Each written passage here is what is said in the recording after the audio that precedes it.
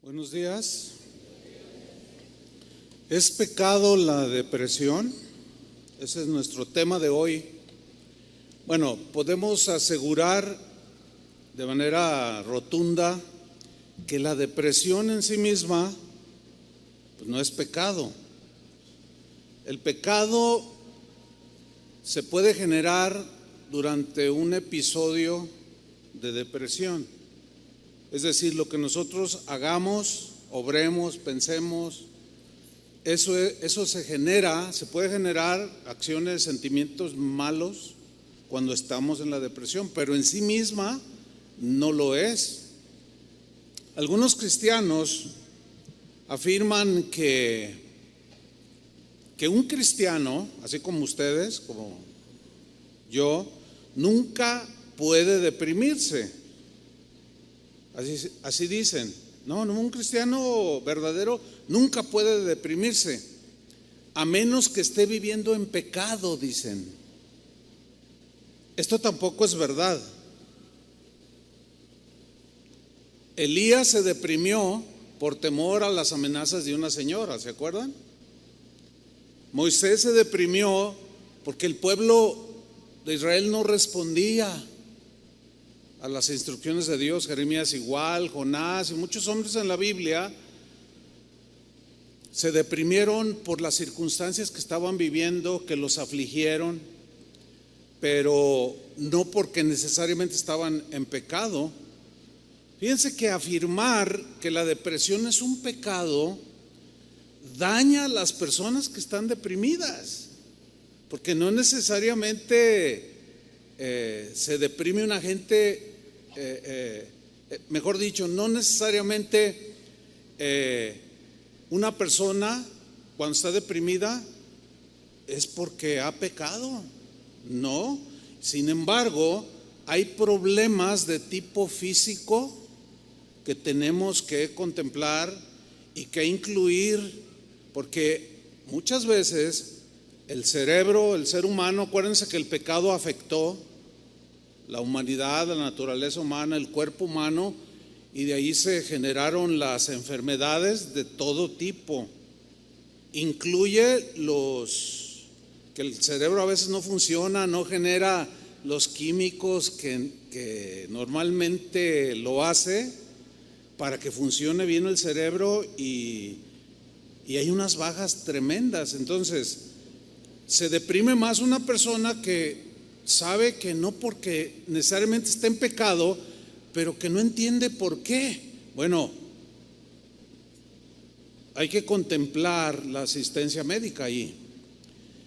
Cuando hay fanatismo religioso, también se daña a las personas que se deprimen por causas físicas.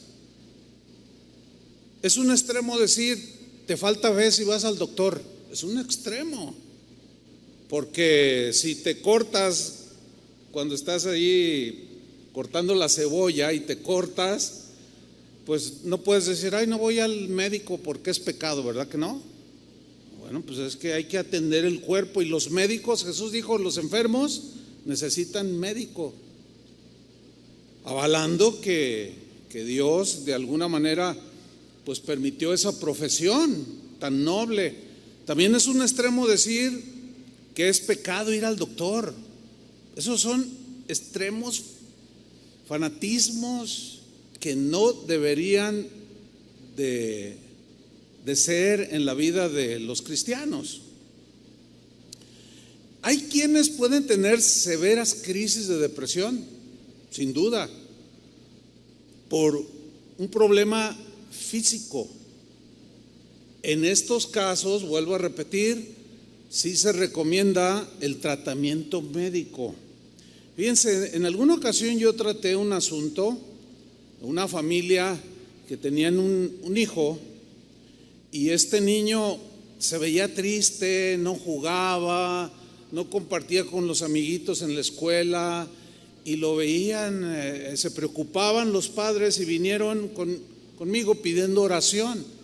Y cuando yo estaba mirando al jovencito, lo miré y fue una impresión del Espíritu Santo. Yo le dije, él no está enfermo. Dice, no está enfermo. Pero yo tenía yo pienso que fue el Espíritu Santo que me dirigió allí. Y le dije, mire, voy a orar por su niño. Sin embargo, les voy a pedir que lo lleven al médico. Lo llevaron al médico. Después de unos meses, se acercaron conmigo y me dijeron, pastor, fíjese que le detectaron, o sea, él se deprime, el jovencito se deprime, no le dan ganas de nada, y le detectaron que le hace falta un químico que su cerebro no está generando. Entonces se deprimía el niño. Dice, pero ya lo están tratando y lo están medicando. Entonces, sin duda que hay casos así, que no es la gran mayoría, pero sí existen este tipo de casos, y es conveniente buscar ayuda médica. Ahí la falta de conocimiento y de entendimiento en esto ha provocado que algunos cristianos, cuando ven a alguien así que tiene reacciones pues no naturales, no normales, hasta demonios le inventan que tiene. Hay gente posesionada, pero no es lo común.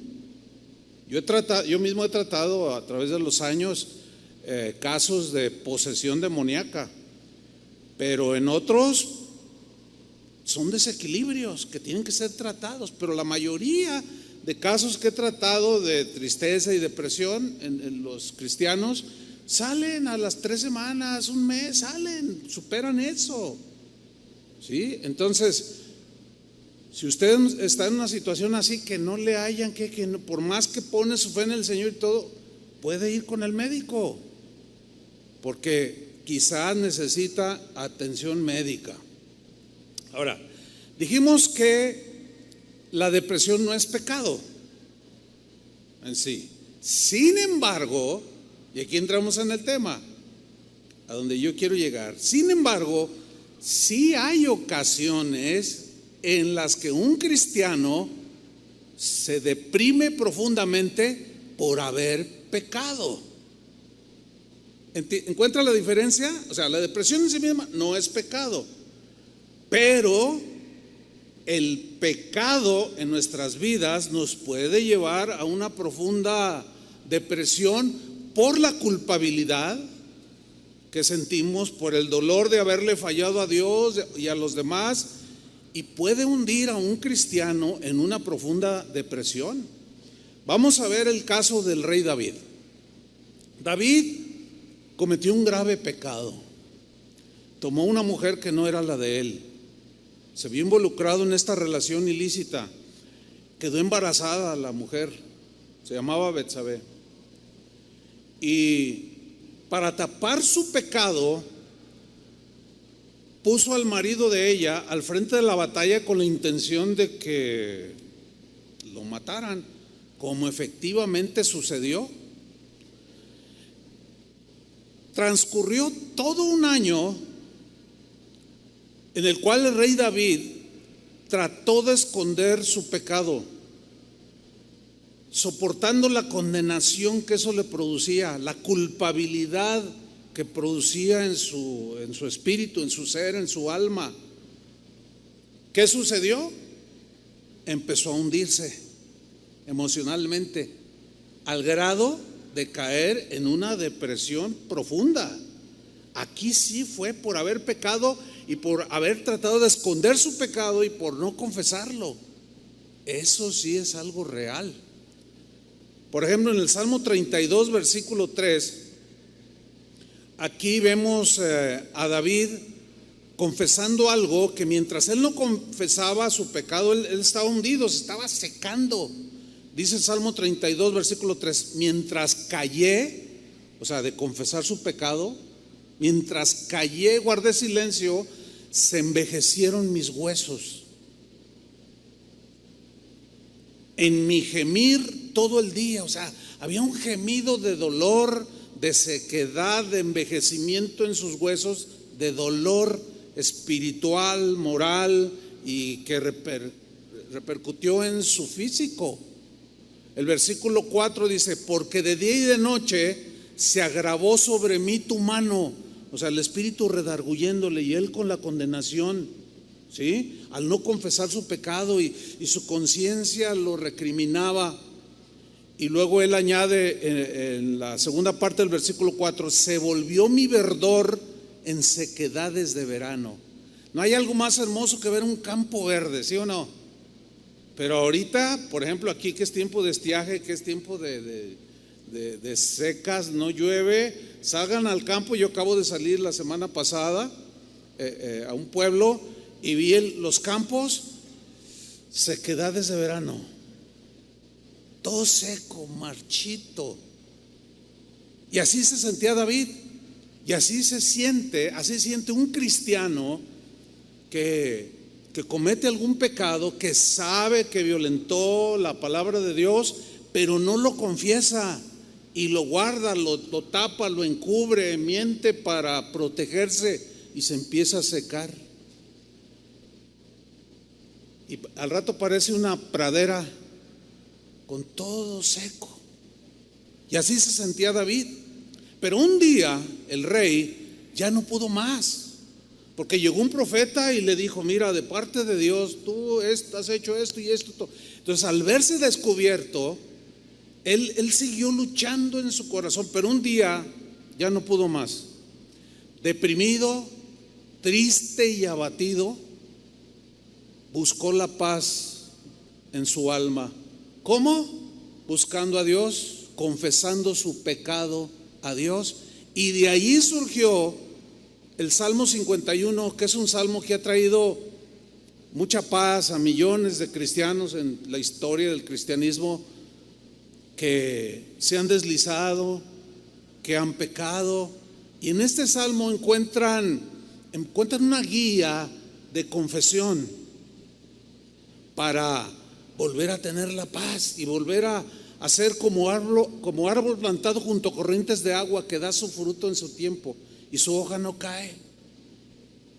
Salmo 51, versículo 1, David comienza a confesar y le habla a Dios, porque contra él había pecado, y le dice: ten piedad de mí, apiádate de mí, Señor, conforme a tu misericordia, conforme a la multitud de tus piedades. Y le pide algo tremendo, le dice: borra mis rebeliones. No hay algo más reconfortante en el alma de un cristiano y de cualquier persona, el saber que Dios puede borrar todas sus rebeliones. Alguien ha dicho que la mejor terapia para el ser humano es saber que Dios puede borrar sus rebeliones. Él continúa en el versículo 2: lávame, dice, lávame más y más de mi maldad, de mis acciones malévolas, de avaricia, de rencor, de lo que tú quieras. Lávame más y más de mi maldad y límpiame de mi pecado. La Biblia dice que no hay justo ni aun uno, que no hay hombre que nunca peque. Todos pecamos.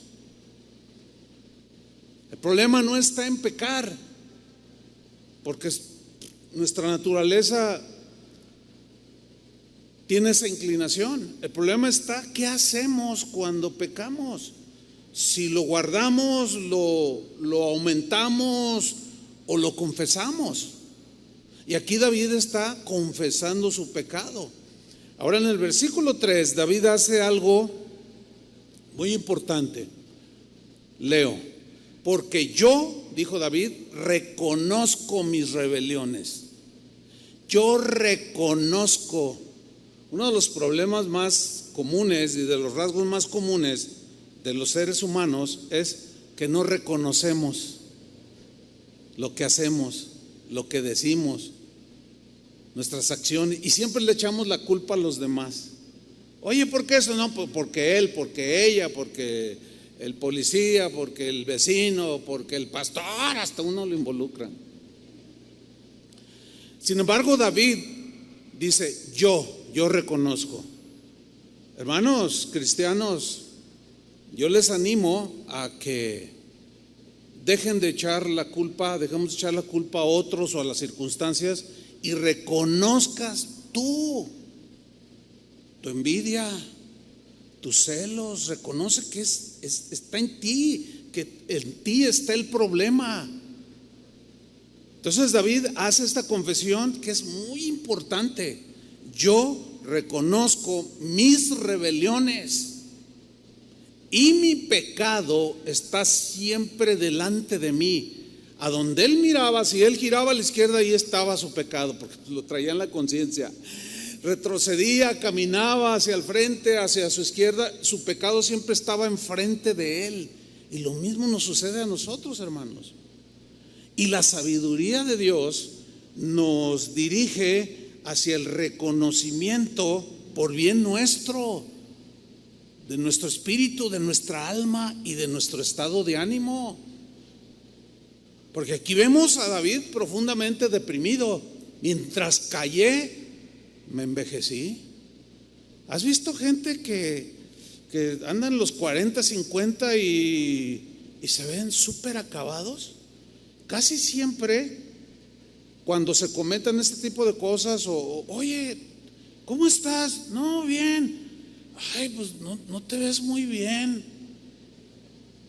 Y yo he escuchado que la gente comenta, no, pues es que la vida que he llevado, pues qué vida, tú sabes, pues bien desordenada, todos secos, mal, emocionalmente destrozados y constantemente deprimidos, tristes, sin el gozo del Señor, porque todo eso se pierde porque el pecado nos lo roba. Sigue diciendo en el versículo 4: contra ti solo he pecado. ¿Se acuerdan del hijo pródigo que dice que volvió en sí después de haber abandonado el hogar, gastarse todo el dinero, se dio una vida que según él decía disfrutar, pero se dio cuenta que había cometido graves errores? Y un día dice que volviendo en sí dijo: iré a la casa de mi padre y le diré: Padre, he pecado contra el cielo y contra ti. El pecado fundamentalmente es una agresión a Dios. Es una ofensa en primera instancia contra Dios. Obviamente pecamos también contra el prójimo y también pecamos contra nosotros mismos. ¿Sí? Y David dice: contra ti solo he pecado. Eso es muy importante, tener en cuenta que es violentar la palabra de Dios, violentar la voluntad de Dios, hacer a un lado, no tomar en cuenta a Dios. Y él dice: contra ti solo he pecado, he hecho lo malo delante de tus ojos. Al fin, después de un año y estar todo seco y afligido y deprimido, comienza a reconocer: he hecho lo malo delante de tus ojos. Algo que constantemente olvidamos es que los ojos del Señor miran sobre los habitantes de la tierra.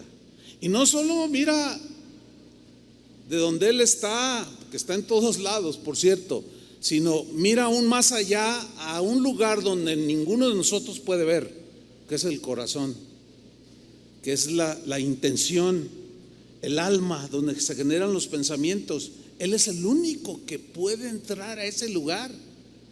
Por eso es que la Biblia misma dice que la palabra de Dios es como una espada de dos filos que penetra hasta dividir, partir el alma y discierne los pensamientos y las intenciones del corazón.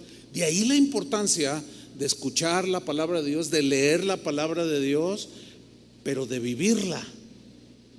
¿Sí? He hecho lo malo delante de tus ojos, reconociendo que había hecho algo terrible, para que sea reconocido justo en tu palabra y tenido por puro en tu juicio.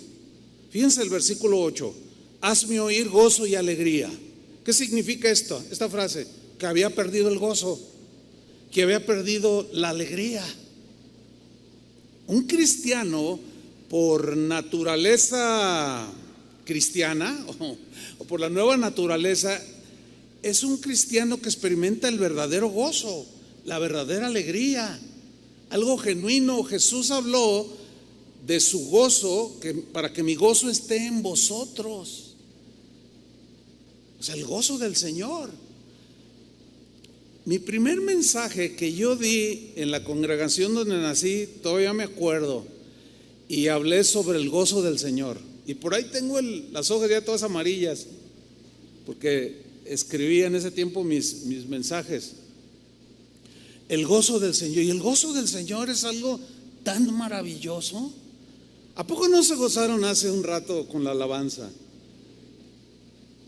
Por las grandezas de Dios, la maravilla de Dios, y nos alegramos y nos gozamos. Pero hay quienes en medio de ese gozo y alegría no pueden hacerlo porque lo han perdido, porque el pecado los tiene secos y hundidos. Y mientras no reconozcas que pecaste contra Dios, contra tu esposa o tu esposo o qué sé yo, y confieses tu pecado y digas: Señor, yo lo he hecho lo malo, tú vas a seguir igual. Puedes ir al psiquiatra, recéteme, y te puede recetar todos los antidepresivos del mundo y vas a seguir igual, porque en algunos es físico el problema, en otros es espiritual. Hay que entender esto, cristianos. En otros es espiritual, que serían la mayoría de los cristianos. ¿Se fijan cómo los que se deprimieron en la Biblia encontraron su paz, su solaz, cuando entraron nuevamente en la voluntad de Dios? Lo mismo sucede con nosotros. Hazme oír gozo y alegría, y se recrearán los huesos que has abatido. Versículo 9: esconde tu rostro de mis pecados y borra todas mis maldades. ¿Qué oración? ¿Qué salmo? En el versículo 10 le dice al Señor: crea en mí, Dios, crea en mí, oh Dios, dice la Reina Valera, un corazón limpio. ¿Se acuerdan que Jesús habló: bienaventurados los limpios de corazón? ¿Qué es un limpio de corazón? Bueno, yo di una enseñanza hace algún tiempo sobre el corazón limpio, pero lo sintetizo. El corazón limpio no es el que nunca falla, sino el que cuando falla inmediatamente corre a Dios, busca su perdón en el Señor, que la sangre de Jesús lo limpie, que sus intenciones que tiene cuando hace lo que hace son limpias. No son con motivos negativos o malos de maldad. Hay gente que dice: yo voy a ayudar a esta gente, pero después le voy a sacar. Ese es un motivo malo. Y Dios lo ve y Él discierne perfectamente la intención pecaminosa del corazón. Por eso le dice: Señor, crea en mí. Eres el único que puede crear en nosotros un corazón limpio.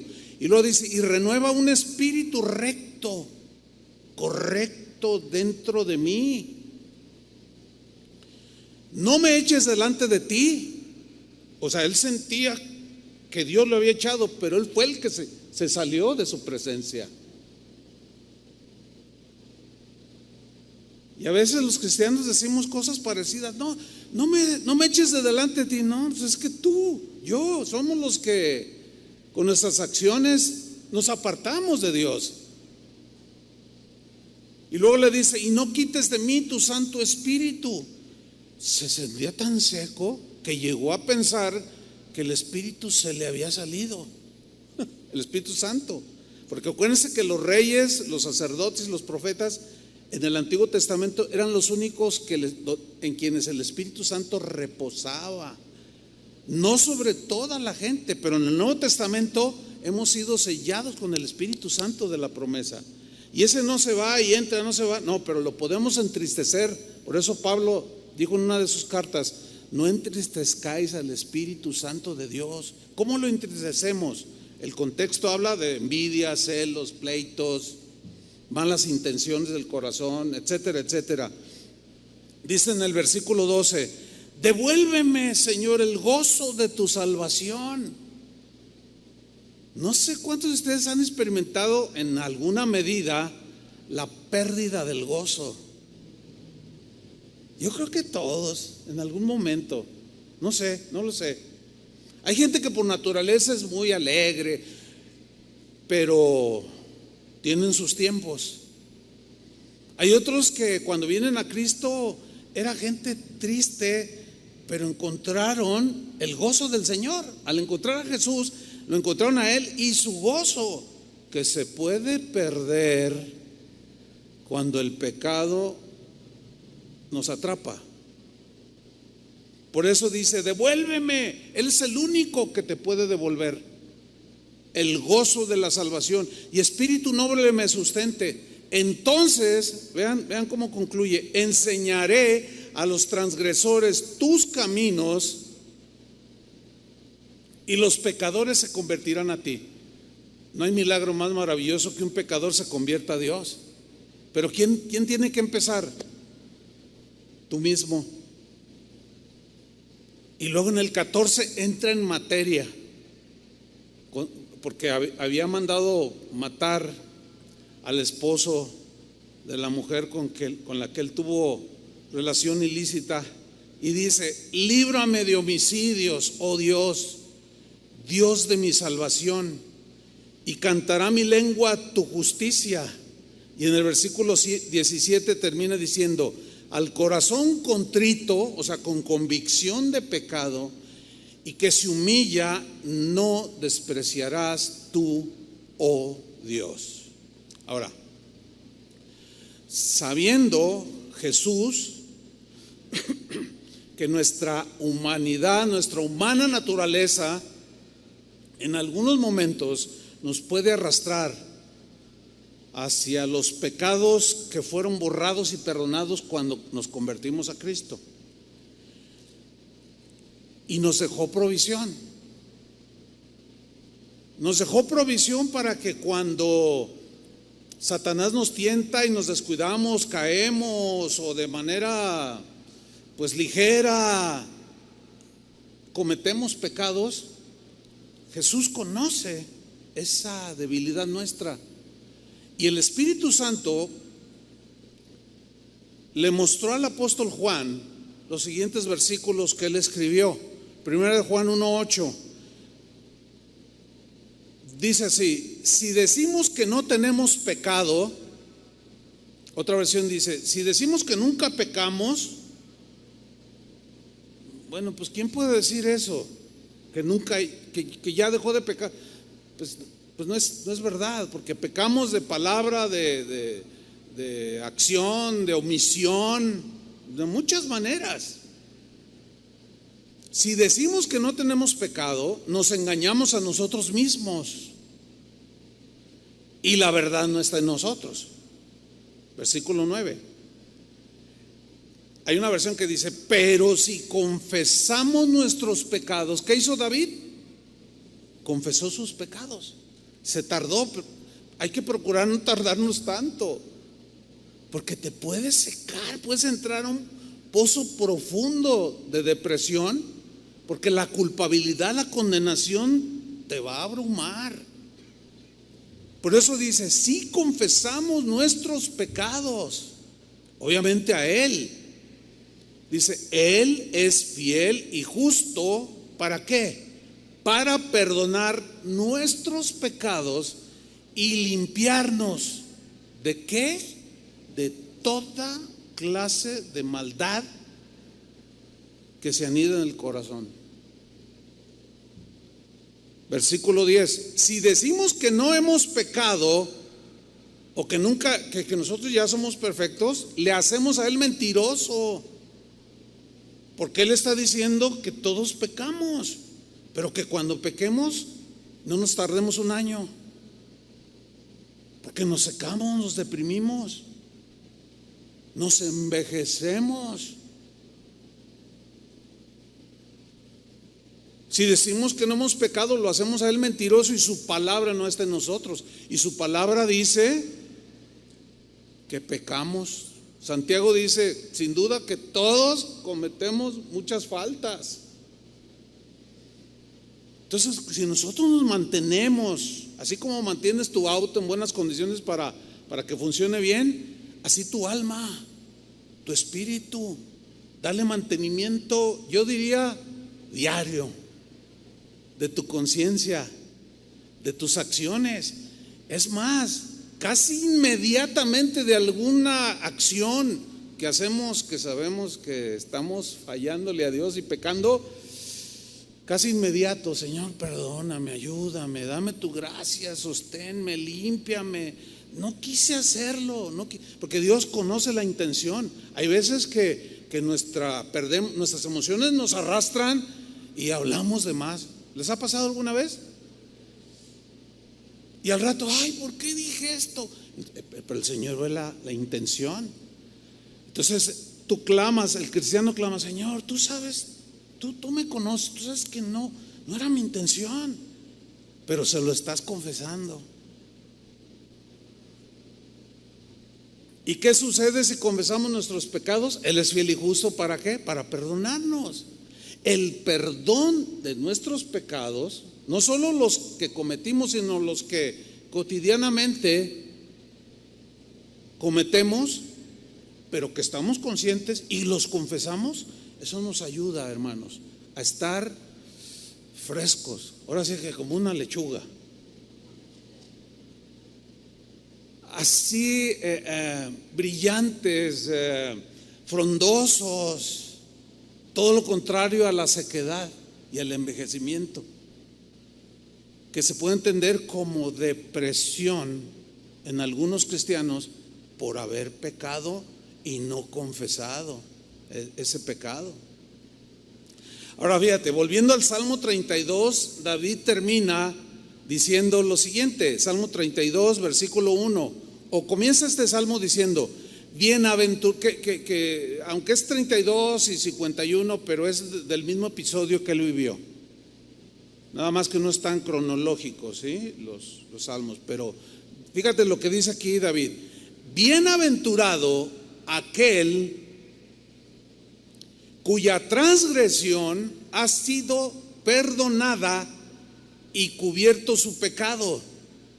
Bienaventurado, feliz, dichoso, eso significa lleno del gozo de Dios, de la alegría de Dios, el hombre a quien Dios, el Señor Jehová, no culpa de iniquidad y en cuyo espíritu, tu ser interior, no hay engaño.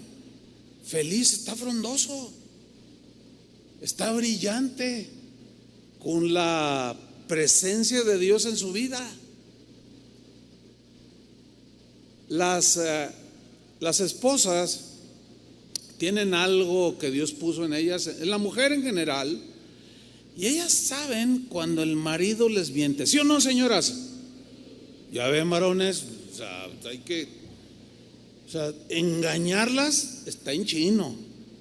Fíjense, si es difícil engañar a la esposa cuando le mientes, le dices otra cosa, ¿tú crees que vamos a poder engañar a Dios?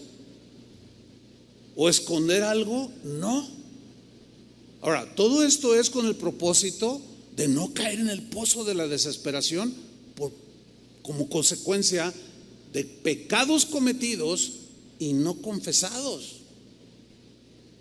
Porque se puede tornar muy grave la situación de depresión, muy grave, que puede terminar muy mal. Sin embargo, aquí dice: bienaventurado aquel cuyo pecado, transgresión ha sido perdonada. Y vuelvo a repetir, muchos profesionales de la medicina cristianos que se dedican al estudio de las emociones del ser humano, entiéndanse, los psicólogos, los psiquiatras de la conducta humana, los cristianos, porque hay un buen número de profesionales cristianos de estas disciplinas, y dicen: la mejor terapia, yo lo he descubierto, me decía una hermana psicóloga, que yo he descubierto y que utilizo en mis sesiones, es el perdón de los pecados. Yo le comparto a la gente que se sienta ahí en el diván, decía otro psiquiatra, es la mejor terapia, saber que eso grave que cometiste, Dios lo perdona. Y a eso se refiere cuando dice la Biblia o los hombres de Dios: el Señor me levantó. ¿Se acuerdan cuando Jesús dijo: conoceréis la verdad y la verdad os hará libres? Y la idea de libertad es totalmente contraria a la esclavitud. Y somos libres para levantar las manos, somos libres para gozarnos en el Señor, somos libres para vivir. Y en ese caminar cristiano nos podemos ensuciar. Como aquella muchacha que era hija de un hombre que trabajaba en una mina de carbón, y le dijo: oye papá, un día quisiera ir a conocer ahí donde trabajas. No, mi hija, le dice, es que es un lugar sucio. No, pero yo quiero conocerlo, papá, y ver cómo trabajas o qué es lo que haces. Y el papá dijo: bueno, está bien. Y llegó a donde trabajaba este hombre, en una mina de carbón, y venía con un vestido claro, bonito, y le dice: no, mi hija, no, yo quiero entrar. No, mi hija, te vas a ensuciar. Y él le dice: no, pero no me cuido, de no acercarme así, nada más camino.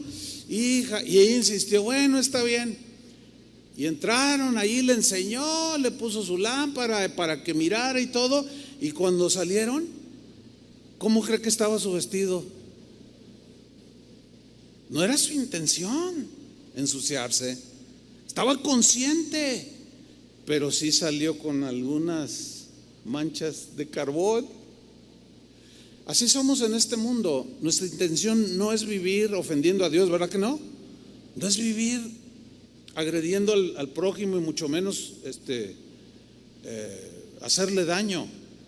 Pero estamos en un mundo que es como la mina de carbón, que aunque no queremos, nos ensuciamos. Por eso tenemos que tener, acuérdense que la Biblia habla mucho de vestiduras blancas, que tiene que ver con la pureza. Es algo metafórico para hablar de que solo Dios puede limpiar eso sucio.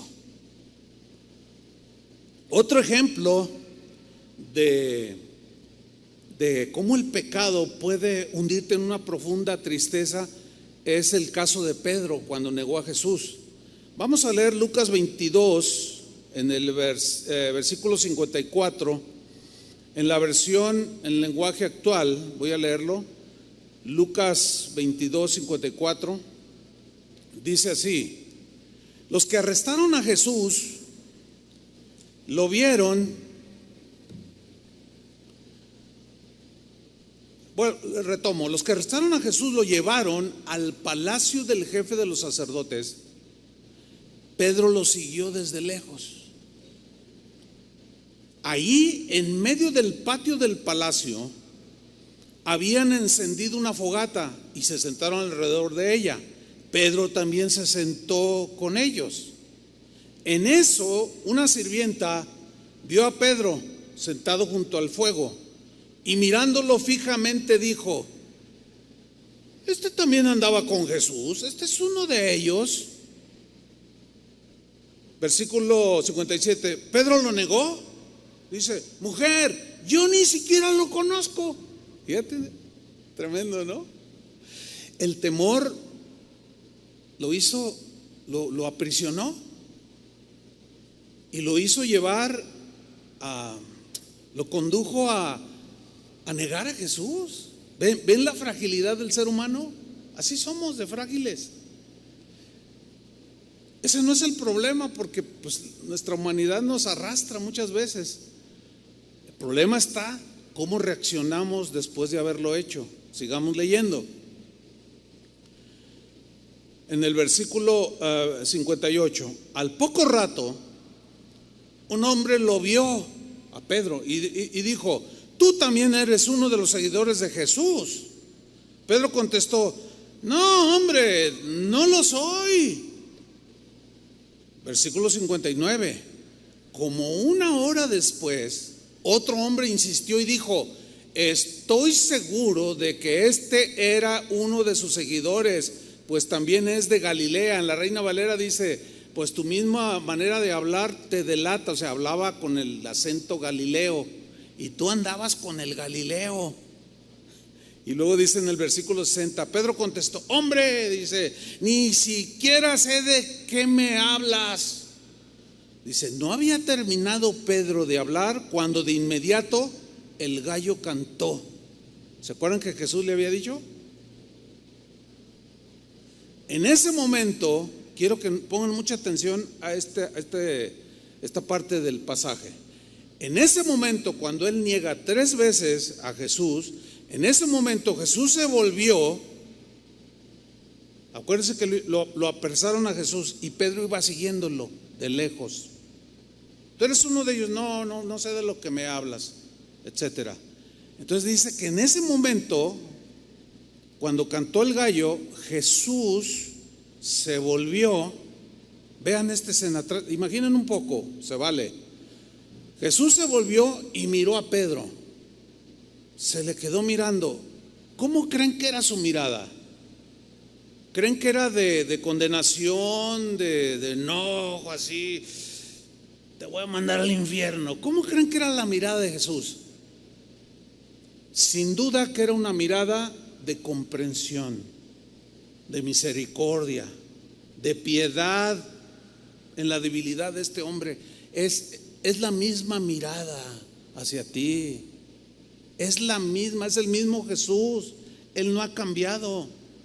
Dice que miró a Pedro.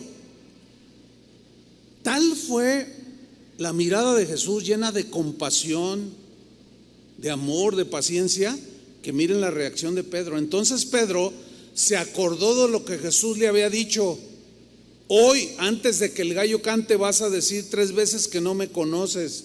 Ahora, noten lo que dice el versículo 62.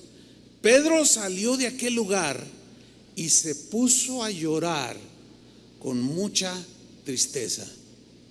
¿Ven cómo el pecado le produjo una profunda tristeza? Sin embargo, él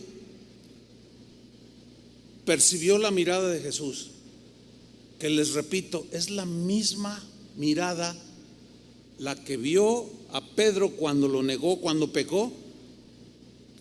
Es la misma que te mira a ti. Son los mismos ojos de Jesús, llenos de compasión.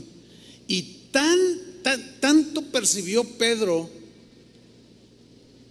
el amor de Dios, que se puso a llorar de tristeza por haberle fallado. Sin duda que ese llanto estaba lleno de clamor por perdón, pero lo reconoció. No dijo, no, pues es que el gallo cantó porque quiso. Pero no puso ningún pretexto. Sin embargo, sí se entristeció. ¿Qué es lo que nos sucede a nosotros? Ahora, el asunto es este: David duró 1 año en confesar su pecado. Aquí parece que fue casi inmediato, porque ese llanto era de verdadero y genuino arrepentimiento. Y no puede haber arrepentimiento si no hay confesión. Tiene que haber confesión y perdón para que el gozo de Dios vuelva. De ahí se levantó un hombre totalmente transformado, que se volvió un hombre que le hacía honor al nombre que Jesús le había puesto. Acuérdense, le dijo: tú serás llamado Pedro, que significa roca pequeña. Y una roca, una piedra, habla de firmeza. Tú deja una piedra así en el suelo y vuelve 50 años después y ahí sigue. O sea, habla de firmeza, de solidez, de alguien que era muy voluble, muy emocional, muy confiado en sí mismo, pero a través de esas experiencias el Señor fue formándolo y haciéndolo un hombre firme y sólido. Pero el pecado le produjo mucha tristeza. ¿Qué es lo que nos produce a nosotros?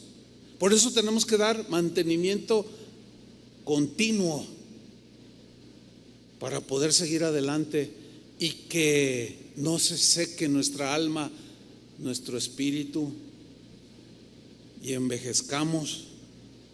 Espiritualmente estoy hablando, aunque también en lo natural sucede, ¿no? Qué hermosa es la palabra de Dios, ¿a poco no? Porque pues nos da luz, nos da esperanza, nos alienta, nos anima. Pero ahora voy a tocar un punto que es complejo, es controversial. Y es el tema del suicidio. Miren, la Biblia registra por lo menos 6 casos de hombres, de 6 personas que se quitaron la vida por distintas razones. Voy a mencionar brevemente estos 6 casos que yo encuentro en la Biblia. El primero es, y de hecho es el primer suicidio que la Biblia menciona que sucedió, y era un hombre llamado Abimelec. Según el libro de los Jueces, este hombre, Abimelec, era un hombre malo, era un hombre sanguinario, era un asesino que no le importaba pisotear a todo mundo. Y al ser un hombre sanguinario, le quitaba la vida al que él quería. Era un asesino. Un día, en una batalla contra sus enemigos, una mujer, así dice el libro de los Jueces, agarró una piedra y se la lanzó con tal puntería que le pegó en el criano y se lo fracturó. Y ¡puam!, cayó. Vamos a leer Jueces 9:54 lo que sucedió. Rápidamente llamó a Abimelec a su ayudante de armas y le dijo: saca tu espada y mátame. O sea, después de haber recibido la pedrada, ¿no? Y él caer semi-inconsciente. Miren su reacción. Llamó a Abimelec a su ayudante de armas y le dijo: saca tu espada y mátame. Ahora, vean lo que dice a continuación: no quiero que se diga que una mujer me mató. Orgulloso el hombre, ¿no? Ay, no, qué vergüenza para mí decir que en una batalla una mujer me descontó. Ay, no, qué pena, no, prefiero morirme. ¿Sabes qué? Saca la espada y mátame, le dice. Fíjate la razón por la cual se suicidó. Nomás para que no digan. Y hay mucha gente que quizás no está así en una situación como él, pero dicen: ay, no, es que ya no aguanto. Me dicen esto, y para que ya no digan: adiós, mundo cruel, ya nunca te veré. No, hermanos. Entonces su ayudante, dice, le clavó la espada y Abimelec murió. Tenemos el caso del rey Saúl, el que persiguió a David para matarlo por celos. Pero un día, al correr de los años, hubo una batalla contra los filisteos. Sus 3 hijos, a los cuales amaba, entre ellos Jonatán, era el más distinguido de sus hijos, murieron en la batalla. Él fue herido en la misma batalla. Y miren lo que sucedió, miren cómo terminó. Dice 1 Samuel 31:4, la versión en lenguaje actual dice: entonces Saúl le dijo a su escudero, él estaba herido: saca tu espada y mátame, le dice. Fíjate qué decisiones, tan precipitadas. Saca tu espada y mátame. Hazlo antes de que vengan esos extranjeros idólatras. De lo contrario se burlarán de mí.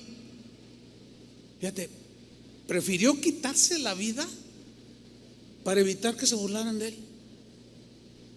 ¿Te das cuenta de lo irracional de la motivación? Dice: porque se van a burlar de mí y me rematarán, y no les voy a dar ese gusto. Entonces tomó una decisión. Le dice a su escudero: mátame. Pero miren la reacción del escudero.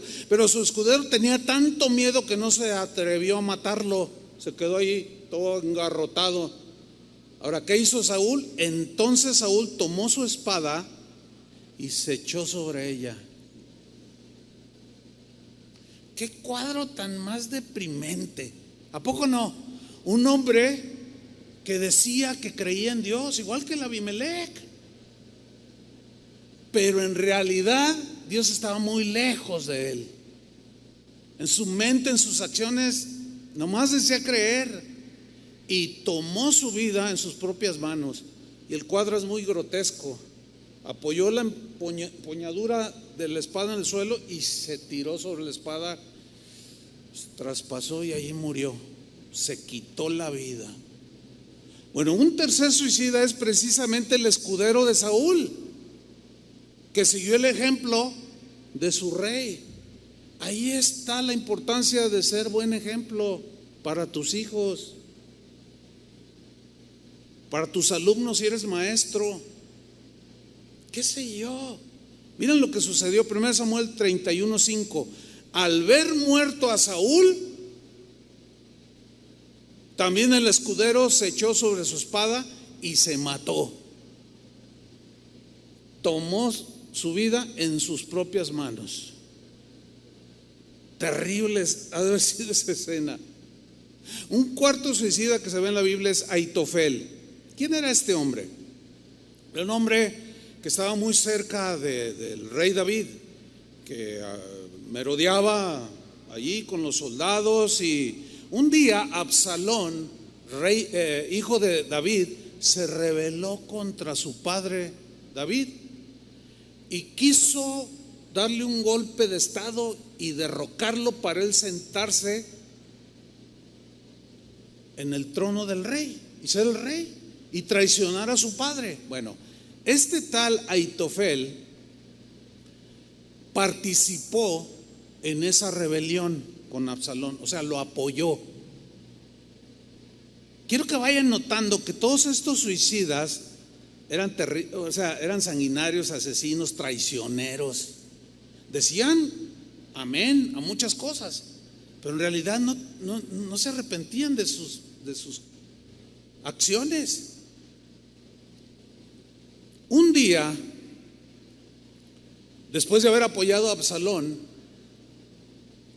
porque lo aconsejó, un día resulta que este tal Aitofel le da unos consejos a Absalón, que ya lo habían proclamado rey en su rebelión, y le da unos consejos, pero Absalón dice: no se me hacen buenos consejos.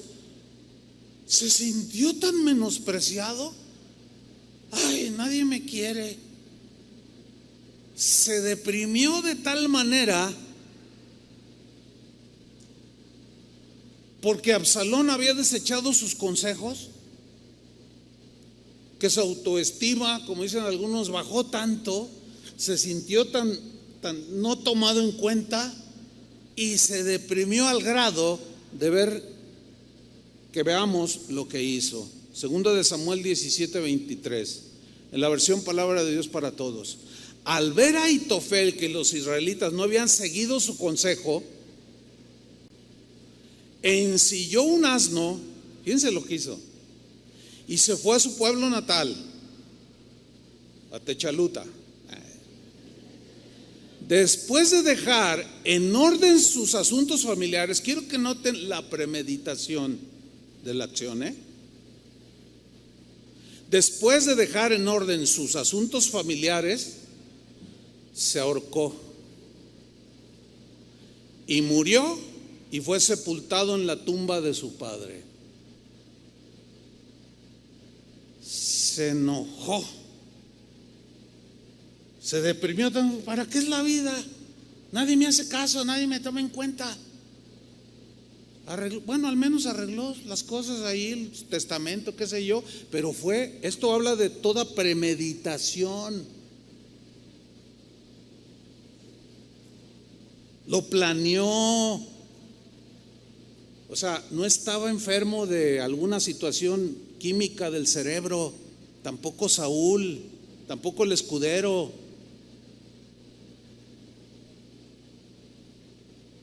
Y fue y se ahorcó. Tenemos el quinto caso, que es Zimri. ¿Quién era Zimri? Era un comandante del ejército de Israel.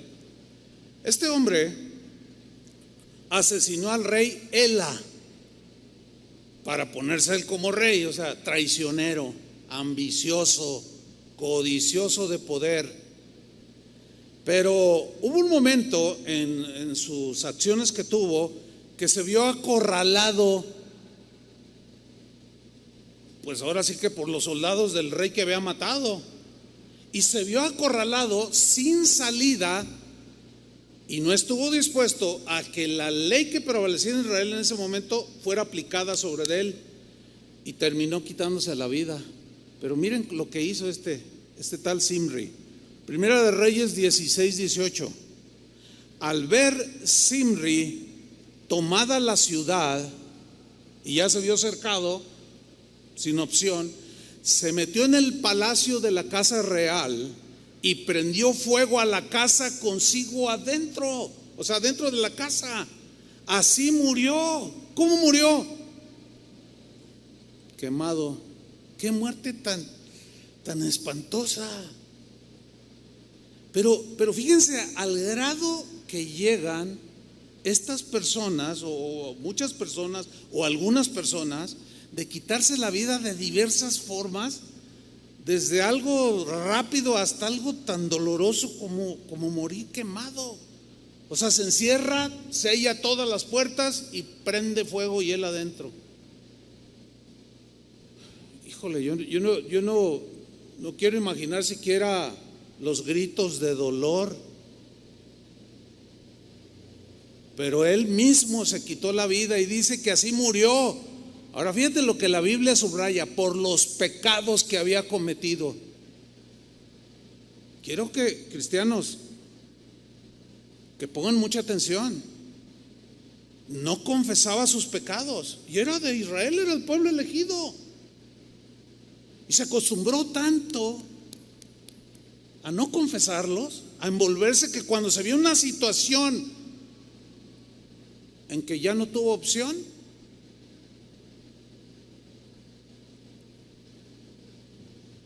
tomó como salida lo que muchos llaman la puerta falsa. Creen que al terminar con su vida se les acabaron los sufrimientos. Nada más equivocado que eso. Porque el tormento eterno, imagínense, eterno, será algo terrible. Así murió por los pecados que había cometido, haciendo lo malo ante los ojos de Jehová, y andando en los caminos de Jeroboam y en el pecado que éste cometió al hacer pecar a Israel. Terminó con su vida. Y por último, Judas. Bueno, Judas es el personaje bíblico más famoso. A lo mejor ustedes es la primera vez que oían algunos de los nombres que yo mencioné, que se habían quitado la vida, pero el más famoso suicida en la Biblia es Judas. Todos sabemos que después de haber traicionado a Jesús, él quiso arreglar la situación devolviendo el dinero que le habían dado por entregarlo. Pero cuando él hizo esta acción, aquellos sacerdotes, aquellos líderes de Israel le dijeron: no queremos nada, quédate con él, tú lo que ahí ya tienes lo que quisiste. Entonces él, consumido por la culpa semejante a la de Pedro, o sea, su conciencia, pero a diferencia de Pedro, ¿qué hizo Judas? Se quitó la vida. Cristianos, escuchen bien.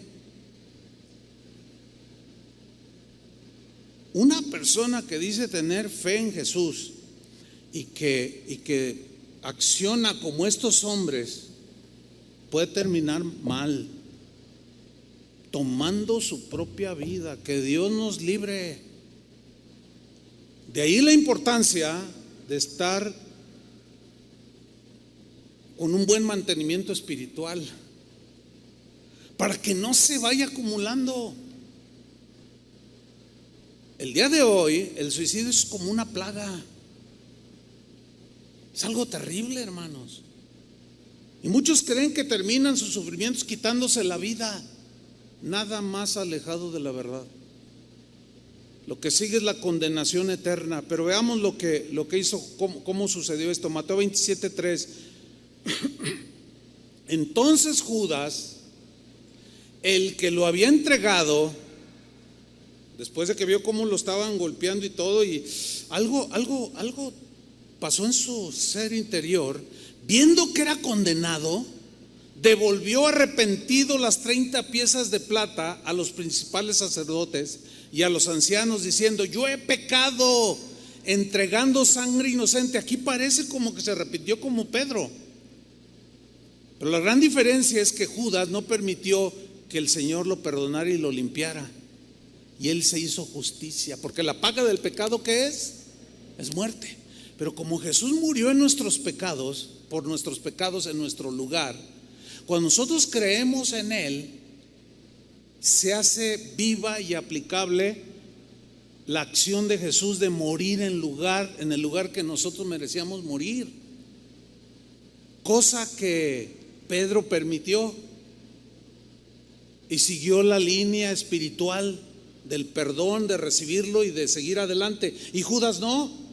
Dice aquí que se arrepintió, pero su arrepentimiento no lo llevó a creer que ese Jesús que miró a Pedro también lo miraba a él. Y en su profunda confusión, y por qué no se entiende, desconcierto y depresión, tomó su vida en sus manos. Versículo 5: entonces, arrojando las piezas de plata en el templo, salió y fue y se ahorcó. Miren, escuchen bien. En todos estos casos que yo acabo de mencionar, necesitamos notar que todos estos hombres, algunos eran sanguinarios, fueron traicioneros, ambiciosos, asesinos, codiciosos, perversos, pecadores empedernidos y sin temor de Dios. Esto es importante subrayarlo, muy importante. ¿Por qué, pastor? Le voy a decir por qué. Porque últimamente ha surgido una enseñanza muy peligrosa dentro de las filas del cristianismo. ¿Cuál es esa enseñanza que es sumamente peligrosa? Es la siguiente. Hace algunos años atrás, 5 o 6 años atrás, en una conferencia donde había varios miles de asistentes cristianos, en una conferencia cristiana, hubo una mesa redonda donde a un pastor muy reconocido, muy respetado, le hicieron una pregunta en la mesa redonda. Y la pregunta era la siguiente: pastor, ¿qué pasa con un cristiano que se suicida? Le preguntaron. El pastor respondió sin miramiento alguno, respondió lo siguiente: se va al cielo.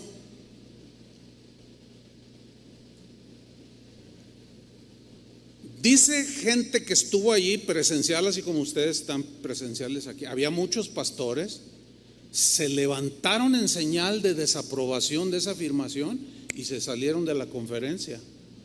Bueno, ese episodio que sucedió hace 5 o 6 años atrás ha catapultado una serie de suicidios entre cristianos, porque lo dijo un respetado pastor. ¿Qué sucede con un cristiano que se suicida? Se va al cielo, porque la salvación es segura, dijo.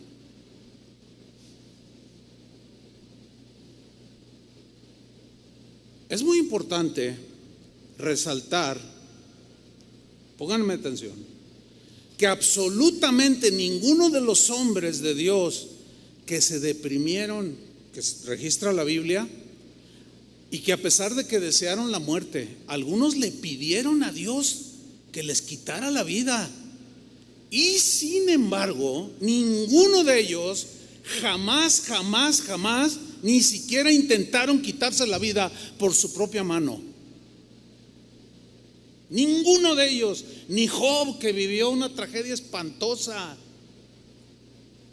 ni siquiera le pasó por acá quitarse la vida por su propia mano. Tampoco a Moisés, que se deprimió por el pueblo, que era duro de servir, ni Elías tampoco. Ninguno, me voy a colgar ahorita, como lo hizo Judas, como lo hizo, echarse sobre su espada, como lo hizo Saúl, el escudero, o Simri, que se prendió fuego. Ninguno de ellos le pasó por acá en su mente. Ni a Jonás, David menos, a Pedro tampoco. ¿Se acuerdan de Emán del de hace 8 días?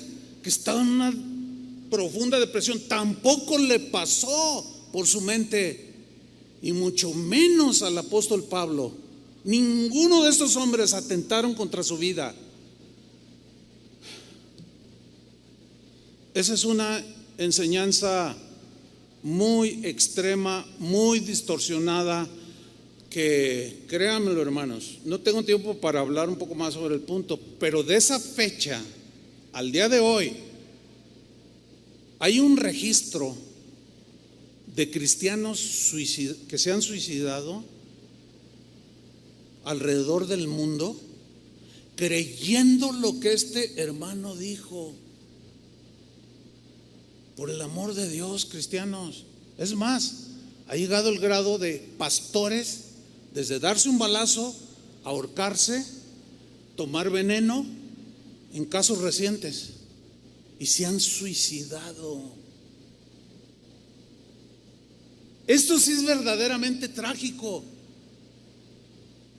Ahora, aquí hay una pregunta, o surge una pregunta que es válida. ¿Qué con un cristiano que está afectado por un problema físico? Su cerebro no funciona bien y entra en lo que la medicina dice que lo denomina como esquizofrenia, o una persona bipolar. O sea, alguien que está enfermo, que en algún momento no está en sus 5 sentidos, y al no estar en sus 5 sentidos toma una decisión muy precipitada que no pensó, pero en la desesperación no está pensando con objetividad, como Job o Elías o todos los nombrados, que a pesar del sufrimiento y profunda depresión que tenían, estaban en sus 5 sentidos. Pero ¿qué con alguien que eventualmente no esté bien físicamente? Miren, ¿cuál es la respuesta? Les voy a dar la respuesta que creo es la más conducente. Como no soy Dios, yo no me puedo meter en ese terreno de cuando alguien que está mal toma una decisión así, que son los menos, porque la mayoría de los que toman su vida, ahí están los 6 en la Biblia, y ninguno de los posteriormente mencionados, a pesar de sus momentos terribles, ninguno pensó ni en ahorcarse, ni en cortarse las venas, ni en tomar veneno, ni nada. Lo que sí puedo decir es que un verdadero cristiano puede caer en depresión, en una depresión aún profunda. Lo que sí puedo decirles es que un verdadero cristiano, un verdadero creyente, podrá sentirse tan deprimido que puede desear la muerte, como Elías, o como Jonás, o como Moisés, y aún decirle al Señor: Señor, ya llévame, ya siento, ya, pero jamás intentará quitarse la vida. Espero me esté explicando, hermanos. Con esto, ¿qué quiero decir? Que es una enseñanza totalmente extremosa y distorsionada, que no vamos a creer, y la rechazamos con todo el ímpetu espiritual que podamos tener. No, hay salida para el cristiano. ¿Te imaginas? Bueno, sé de un caso de un joven que tenía problemas y estaba deprimido y todo. Y el pastor le dice: oye, y si yo algún día decidiera quitarme la vida, ¿a dónde me voy? ¿Crees en el Señor? Sí, el que cree en el Señor es salvo. Te la quitas y te vas con Él. Por el amor de Dios. Qué falta de sabiduría de un pastor decirle a alguien así. Cuando hay infinidad de escrituras que nos ayudan a salir de ese estado en el que podemos en algún momento caer. Pero hermanos, jamás quitarse la vida. ¿Por qué? Porque mira lo que dijo el apóstol Juan, 1 Juan 3:14. Nosotros sabemos que hemos pasado de muerte a vida porque amamos a los hermanos. El que no ama a su hermano permanece en muerte. 15. Todo aquel que odia a su hermano, ¿qué es? Es homicida. O sea, alguien, ¿se acuerdan cuando Jesús dijo que el que llama a su hermano necio y lo ofende así profundamente y en su corazón lo quiere desaparecer, no llega al acto físico, pero sí en la intención del corazón? Y Jesús dijo: todo el que hace eso está expuesto al infierno de fuego. ¿Sí o no dijo eso? En Mateo capítulo 5.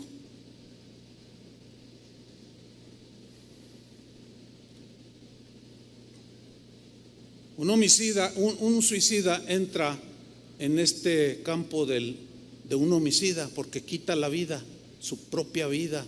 Y miren lo que dice ahí: todo aquel que odia a su hermano es homicida, y sabéis que ningún homicida tiene vida eterna permanente en él. Ahora, yo sé que hay objeciones a esto de algunos, ¿no?, que aseguran que sí, el cristiano pues da un tiro y ya se va con el Señor, y ponen objeción. Yo entiendo eso, que sacan sus teorías y sus pretextos. Pero yo les voy a decir algo: yo prefiero equivocarme en decirles que se van al infierno si se quitan la vida, a decirles te vas al cielo. Prefiero 1000 veces equivocarme. ¿Me explico? Y decir, si te tomas tu vida por ti mismo, te vas a ir al infierno. Prefiero equivocarme 1000 veces a decir que te vas al cielo. Porque si así fuera, pues qué bueno. Y si no, ¿qué tal? Pero ninguno de ustedes es un Saúl ni un Ahitofel. Esa es mi oración, para que no terminen como esos. Porque si terminan como esos, y hablando de terminación, con esto termino. Mire, Pablo tenía suficientes razones para terminar con su vida. No ha habido un hombre después de Job y otros más ahí que vivieron tales experiencias tan dolorosas que podían llevar a otro a pensar, o aún no solo pensar, sino al hecho de quitarse la vida, por tomar su propia vida. Sin embargo, a pesar de que Pablo tenía suficientes razones para terminar con su vida e irse al cielo, sin embargo no lo hizo, ni mucho menos avaló, y ni siquiera insinuó la opción del suicidio, y muchísimo menos de que un cristiano suicida se va al cielo. Jamás, no hay una insinuación en la Biblia. Y que lo diga quien lo diga, porque ahí entramos en el campo otra vez de la debilidad humana. Nos podemos equivocar, aunque hay unas equivocaciones más graves que otras. Tan grave es quitarse la vida por propia mano como decir que un cristiano, ya, órale, adelántate y ya vete. Segunda de Corintios 4:7 dice así. Está hablando Pablo aquí, y miren lo que dice: cuando Dios nos dio la buena noticia, o sea, el evangelio, puso, por así decirlo, un tesoro en una frágil vasija de barro, el cual es el ser humano, en este caso era él. Así, cuando anunciamos la buena noticia, o sea, el evangelio, la gente sabe que el poder de ese mensaje viene de Dios y no de nosotros, que somos tan frágiles como el barro. Por eso, aunque pasamos por muchas dificultades, no nos desanimamos. Tenemos preocupaciones, pero no perdemos la calma. La gente nos persigue, pero Dios no nos abandona. Nos hacen caer, pero no nos destruyen. A donde quiera que vamos, todos pueden ver que sufrimos lo mismo que Cristo y que por obedecerlo estamos siempre en peligro de muerte. Pero también pueden ver por medio de nosotros que Jesús tiene poder para dar vida a los muertos. Ni un asomo, ni una insinuación. Nosotros, hay un canto que derribados pero no destruidos.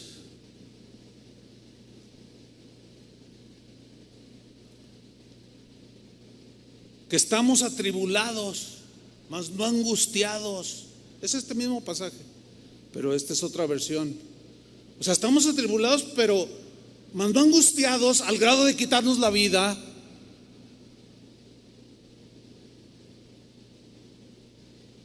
Job dijo: Jehová dio, Jehová quitó, refiriéndose a que sus hijos se habían muerto.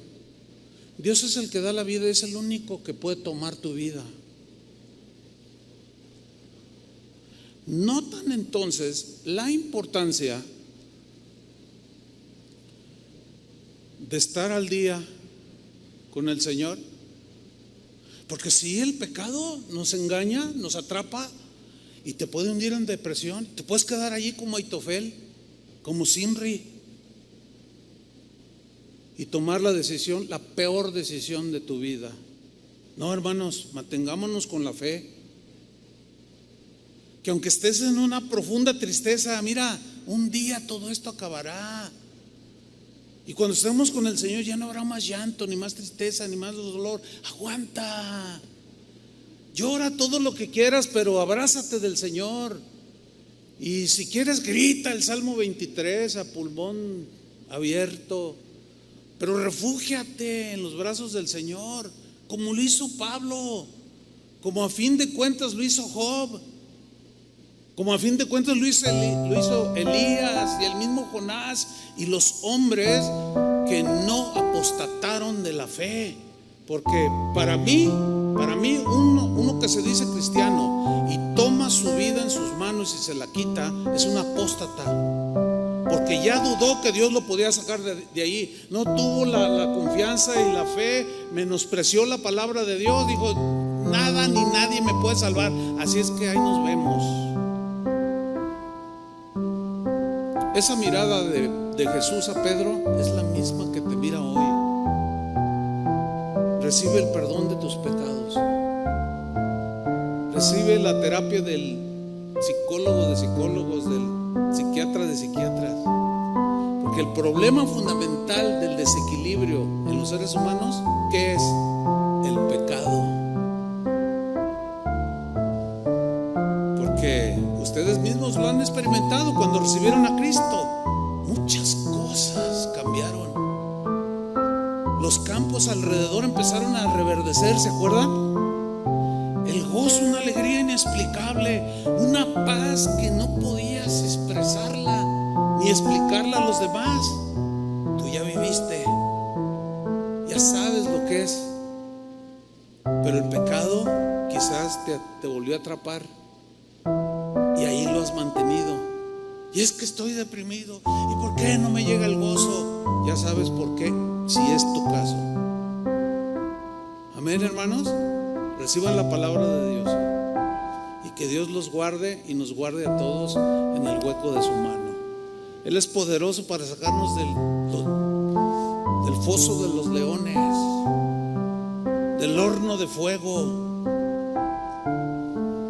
y mandará a sus ángeles que nos guarden en todos sus caminos. Pues denle un aplauso al Señor.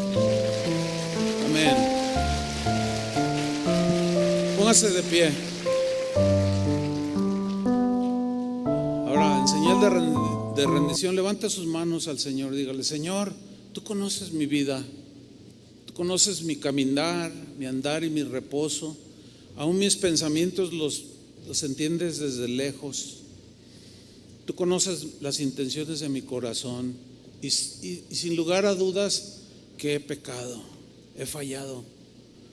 Pero hoy confesamos, Señor, nos arrepentimos y confesamos, y que la justicia de Dios, el castigo de nuestra paz que fue sobre Jesús, venga sobre nosotros.